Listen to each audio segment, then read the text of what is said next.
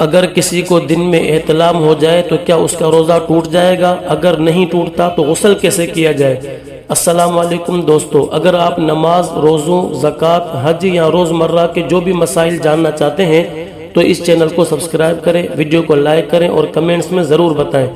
دوستو ویڈیو میں اینڈ تک بنے رہیں، بہت زیادہ فائدہ ہونے والا ہے۔ سوال: سر پر یا پورے جسم پر تیل لگانے سے روزہ ٹوٹ جاتا ہے یا نہیں؟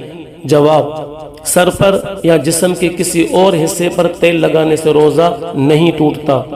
سوال: روزے کی حالت میں اگر آنکھوں میں سرما ڈالا جائے یا نیند میں غسل کی ضرورت پیش آ جائے تو کیا ان چیزوں سے روزہ ٹوٹ جاتا ہے؟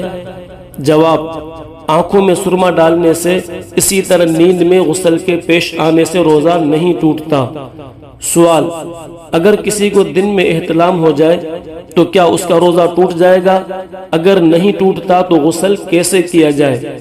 جواب: اگر روزے کی حالت میں احتلام ہو جائے تو اس سے روزہ نہیں ٹوٹتا، البتہ روزے دار کو غسل کرتے وقت اس بات کا خیال رکھنا چاہیے کہ پانی جو ہے نہ تو حلق سے نیچے اترے اور نہ ہی دماغ میں پہنچے، اس لیے روزے دار کو کلی کرتے وقت نہ غرغرہ کرنا چاہیے اور نہ ہی زور سے ناک میں پانی ڈالنا چاہیے۔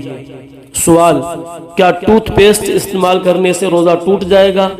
جواب: روزے کی حالت میں ٹوتھ پیسٹ استعمال کرنا مکروہ ہے۔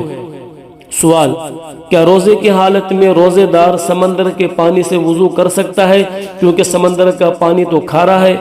جواب: روزے کی حالت میں سمندر کے پانی سے وضو کیا جا سکتا ہے، کوئی حرج نہیں، اس سے روزہ نہیں ٹوٹے گا۔ دوستو اگر ویڈیو اچھی لگے تو لائک کریں، چینل کو سبسکرائب ضرور کریں اور کمنٹس میں ضرور بتائیں۔ شکریہ۔